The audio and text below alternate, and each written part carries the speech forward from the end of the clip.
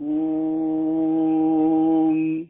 Shri Gurubhyo Namaha Harihi Om Gananaham Tva Ganapati Gum Havamahe Kavim Kavinamupamastravastamam Jeshtarajam Brahmanam Brahmanaspata Anasrinvan Bhutibhitsidasadanam Prano Devi Saraswati Vajebhirvajinivati Dhinama Vitrayavato Ganesaya Namaha Saraswatyai Namaha Shri Gurubhyo Namaha Harihi Om Sumukascha Ekadantascha Kapilo Gajakarnakaha Lambodharascha Vikato Vignarajo Vinayakaha Dhumaketurganadhyakshaha Phalachandro Gajananaha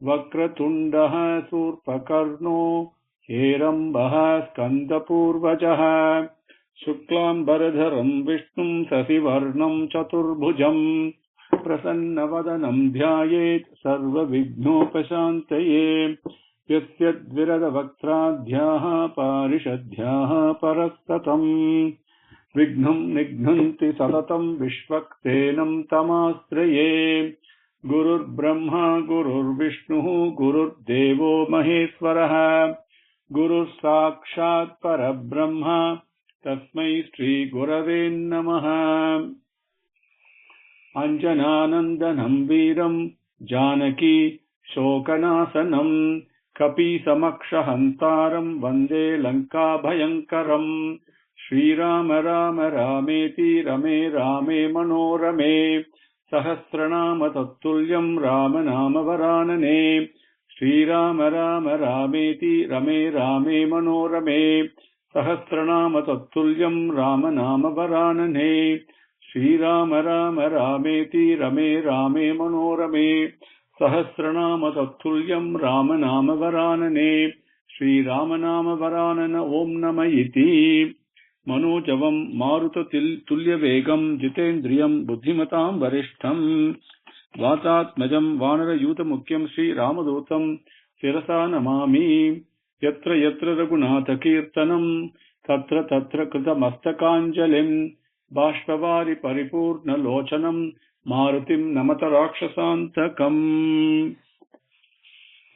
Yesterday we left when the whole assembly of people who had gathered in the palace hall of Dasaratha, they all leapt up in joy and shouting, Jai, Jai, Subham, Subham.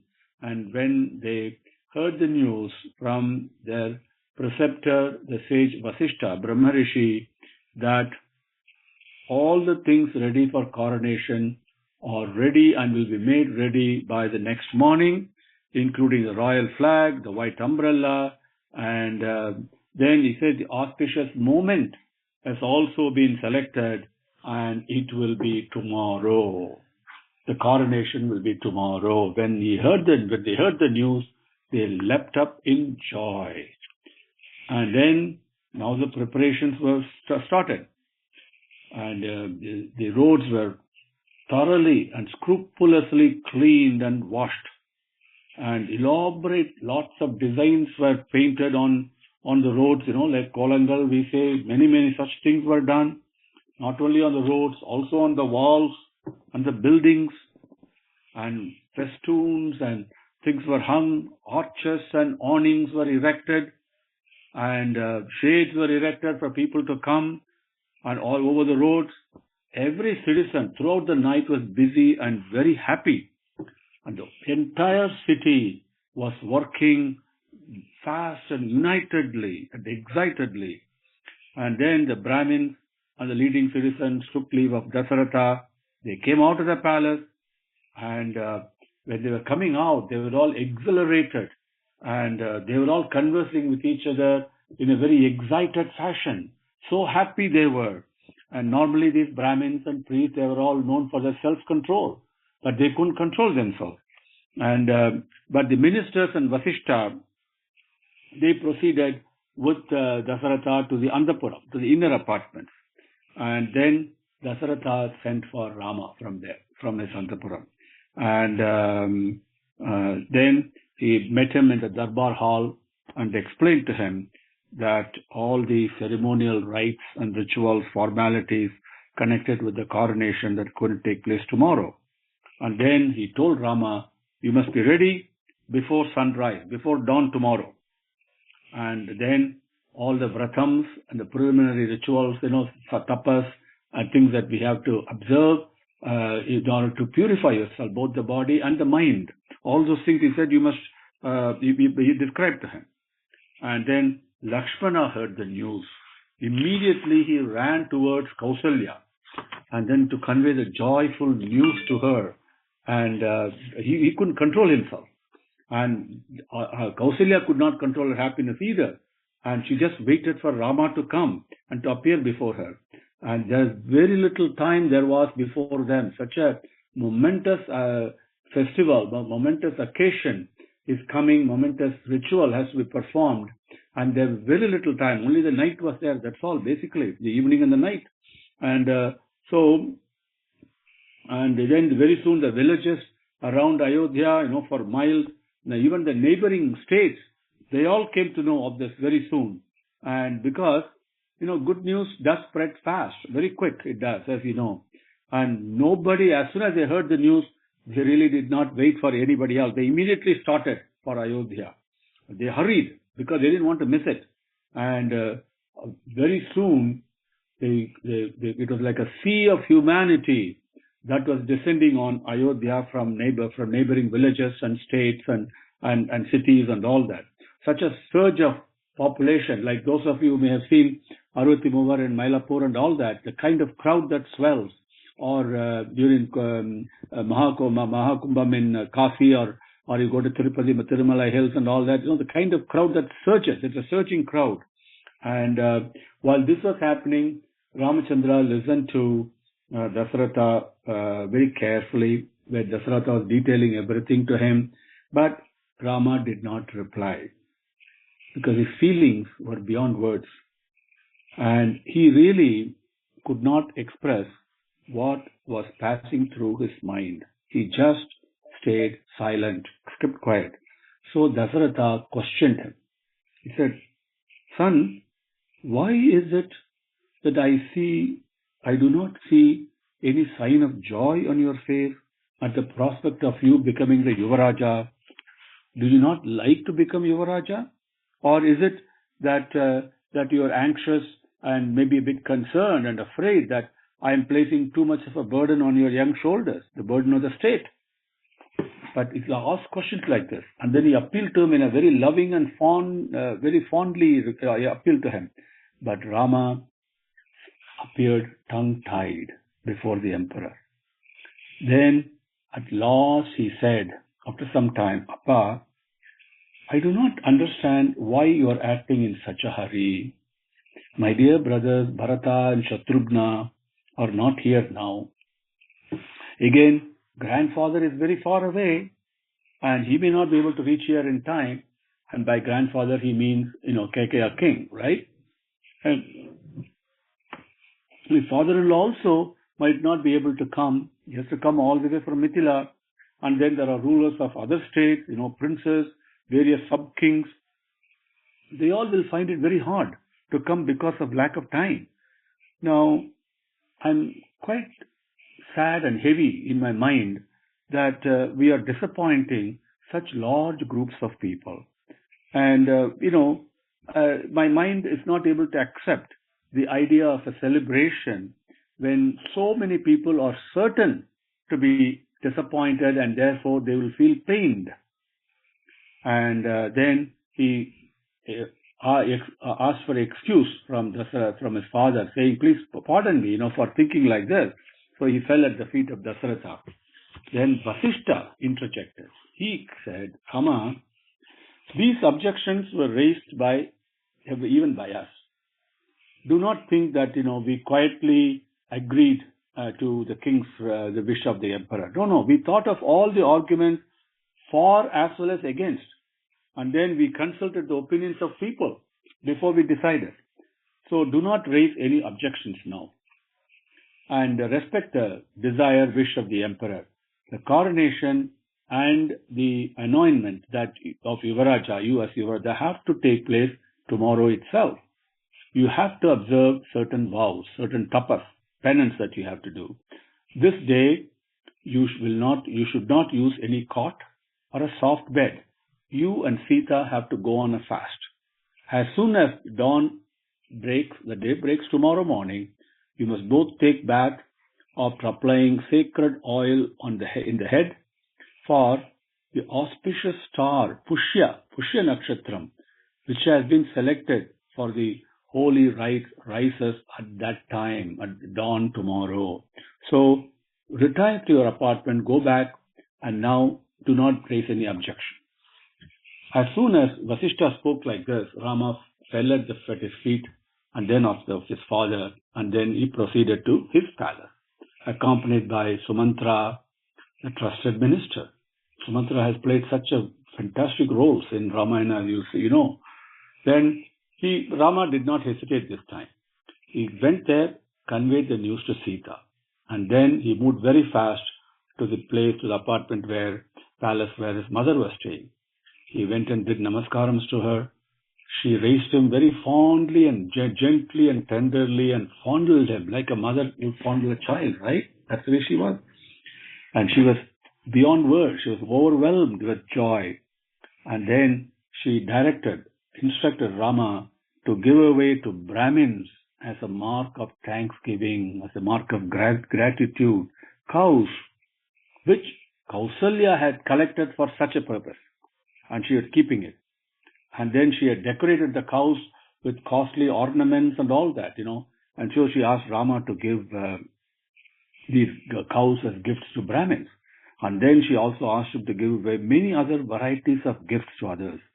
And then Lakshmana and his mother were there at the time, of course. And then Kausalya had Rama sit next to her.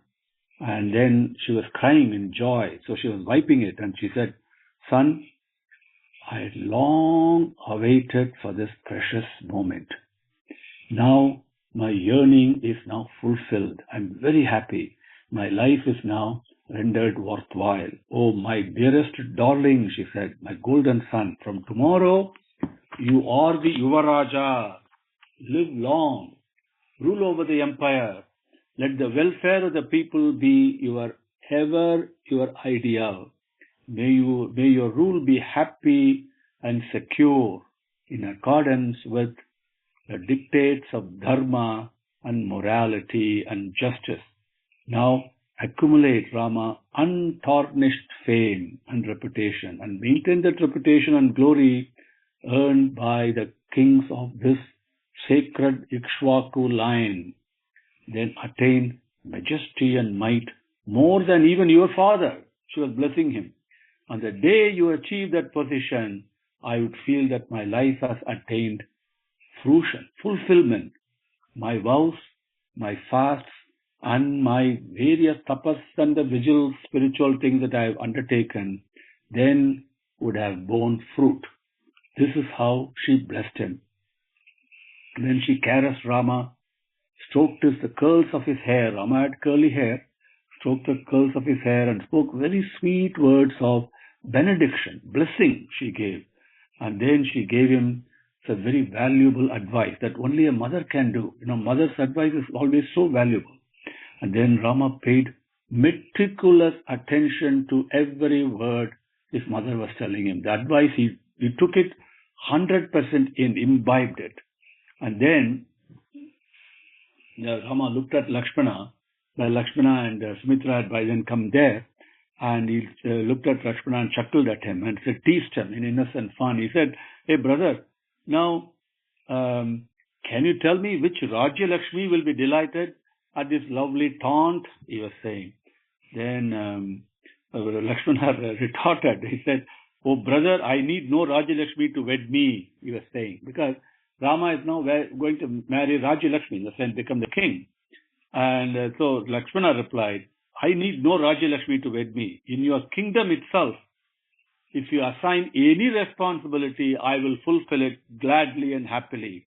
That is enough fortune for me." What a statement. Whatever Bhagavan gives, is prasadam. Whatever he gives is prasadam. That buddhi was there. Then he immediately fell at Rama's feet as namaskaram and prostrated to him. Then Rama told him, Lakshmana, you are my very breath. He said, can Bhagavan talk to you and to me like that? He said, you are my very breath. So half the responsibility in governing this kingdom is yours. So you too should get ready, Lakshmana, tomorrow with me, wearing jewels and royal clothes and regal robes and all that. You have a half share in my burden and also in my happiness, my fame, my fortune. You have a half a share in all that I am and will.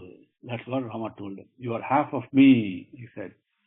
While Rama was speaking like this, Sumitra was shedding tears and showering blessings on both Rama and Lakshmana. Because remember, when Sumitra had the payasam, the thought that went through her mind, how Rama is beautifully addressing that point, right?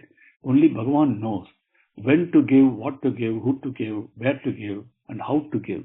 So he assuaged her concern by offering half of the kingdom and the responsibility to Lakshmana. So she was shedding tears of joy. So she blessed both Rama and Lakshmana. And she said, Rama, the love that between you and Lakshmana gives me great happiness. My son needs no higher status than being your servant, she said. That is the mother speaking. No, he doesn't need anything except the opportunity and the blessing and the grace to serve you, the lotus feet. And if he is able to have ever your love and affection, that is enough for him, ever. This is what Vasishtha prays to Rama. And this is what Taraja prays to Rama. And the only thing that you need is Bhagavan's love and affection, His grace. That's all you should ever ask for. When Swami says, what do you want? When Bhagavan comes to you in your dream, on reality, what do you want? He'll be asking it so lovingly, more lovingly than even a mother can manage, even 1,000 mothers can manage. It will be so full of love, so gentle it will be. Such a simple question asked to you directly from Bhagavan. There is no one in between. No one, just Bhagavan talking to you. What do you want? That question will come. In everybody's life, that question will come. We ask for so many things from Bhagavan. So many things. Non-stop we ask Him. Give me this, give me that. So many worries, so many things. He fulfills our desires. But then, at some point, when you least expect it, He will ask the question, what do you want? What will your answer be? Think. Because whatever you ask will be given. And that is what Sumitra is telling here. If he is able to have forever your love and affection, that is enough for him. When Bhagavan says, when Swami says, what do you want? He says, Swami, only your anugraham. Your anugraham is all I need, Swami. That's all. That answer will please Bhagavan like you would not believe. Okay, remember that. That's the only thing that we should want from Bhagavan. Because he takes care of everything else. So when she finished speaking, Rama fell at the feet of Sumitra, then he rose. Lakshmana also did the same, and then he accompanied Rama to his palace when Rama went there. Then the tapas, the discipline, the vratam of the vow of ritual, the vratam of fasting. Fasting means not only refraining from food, but also keeping the mind pure, doing namasmarana. Body doesn't take any food inside, and the mind takes only the food of Bhagavan's name.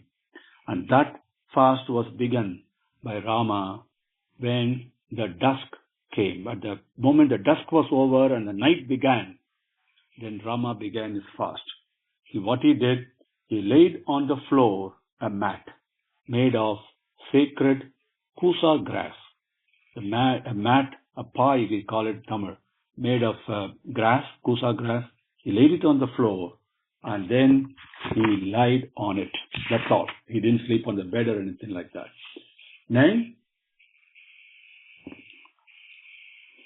the city People were reciting Vedas all around. Brahmins were all chanting. Vedic hymns were, just picture a scene when the atmosphere is full of Vedic hymns coming from all directions. How splendid and pure and sacred it will be, the vibrations. That's how it was. Then Rama and Sita had to take their purifying bath, a ceremonial bath, mantra snanam, and also for that they brought holy water from the Sarayu river in gold pots. The attendants went and brought it. And then Pandits, they recited hymns, purifying the water. And when the whole recitation was most heartening and pleasing and comforting and peaceful to the ears, then at that time, Kaikeyi's maid, Manthara, was returning. The previous night she was returning. She witnessed, everybody in the city was excited and jumping up and in joy and talking in excited conversation and all that. And she didn't know what was happening. So she asked one person, what is the reason? Then she came to know that Rama's coronation was planned for the next day. That is why everybody was dancing with joy and exultation. Then she also saw the maids in the palaces of Kausalya and Sumitra. They were all dressed in jasmine white saris. This is the tradition even today in North India. People, Mangalakaram, as opposed to South India, they all wear white, jasmine white saris. And they were all wearing costly jewels. And they were hurrying here and there, like what happens in a marriage, everybody moving around, doing something or another. And then she could not bear this sight any longer. And then, not only that, she had creeps all over body. And like if a scorpion is biting you and that sting is there all over your body, how will you feel? That's how she felt. Why was it so? What is the background? What exactly happened here? Let us see. For every good activity, there will be an obstacle.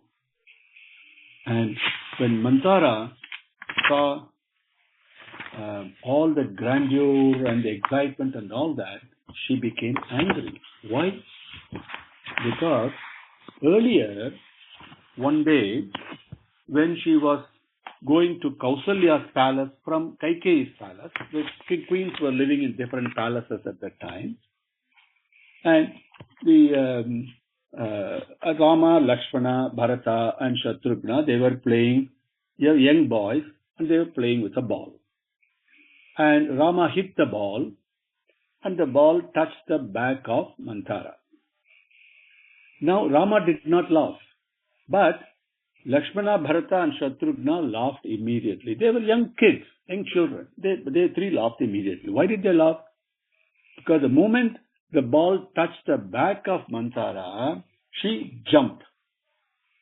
And watching her jump, they laughed. This is what kids normally do. But she thought, oh, Rama has put me to shame.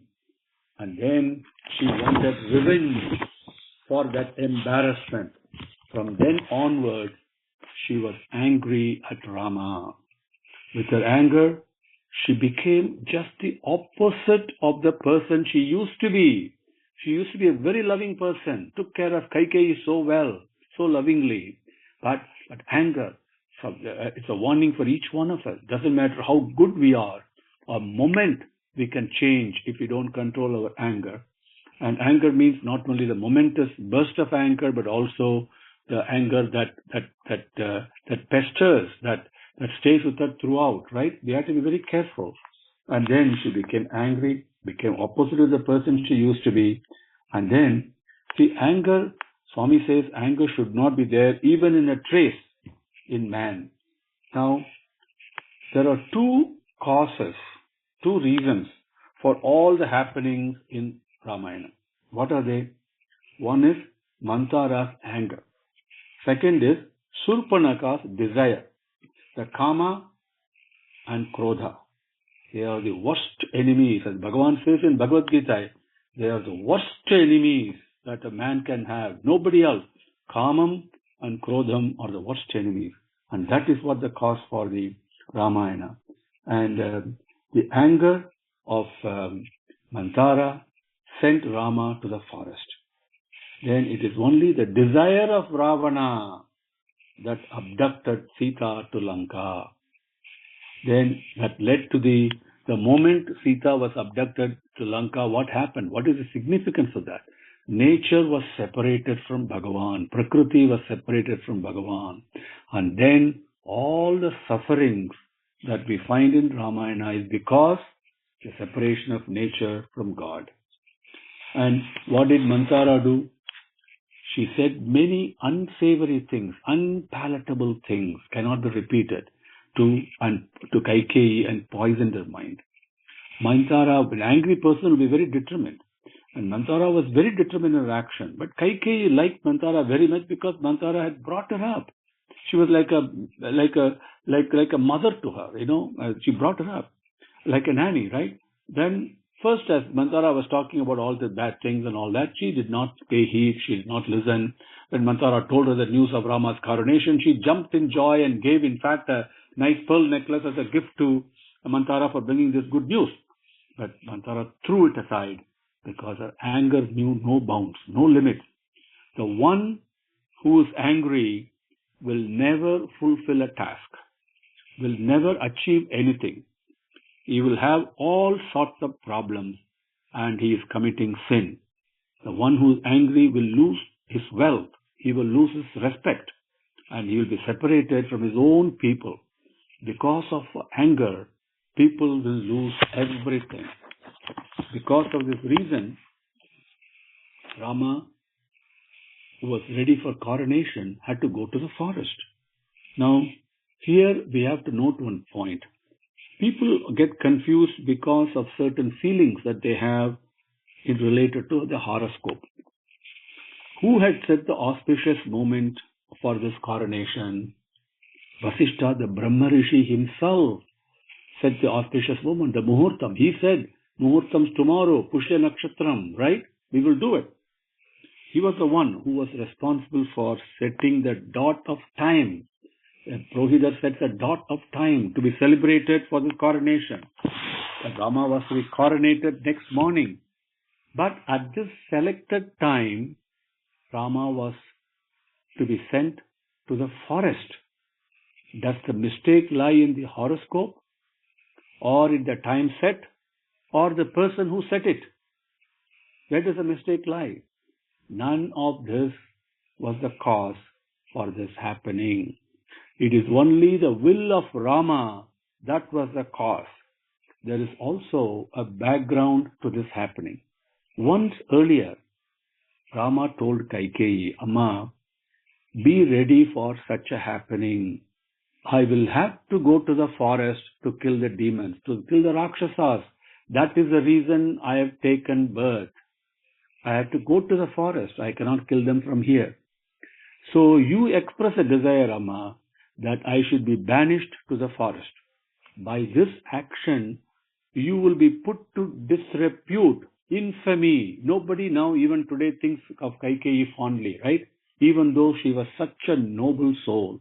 That's the greatest thing that will come later in Ramayana also, in another place, where Rama himself expresses his gratitude to Kaikeyi, what she had done and what she had sacrificed. Eternally, her name will be tainted. But she did that sacrifice because that's what we should do for Bhagavan. Because when he asks us to do, we must do it. And that's what Rama asked her to do. He said, you will be put to disrepute, but don't pay any heed to it, he said. Now, this is not in any Ramayana text. Kaikeyi was not a bad person. In fact, she was a very good person. She considered Rama as a very life and loved Rama more than she loved Bharata. Only Rama and Kaikeyi knew this background to Rama's banishment to the forest, because that was divine will meant to take place that particular way, and nothing could come in its way.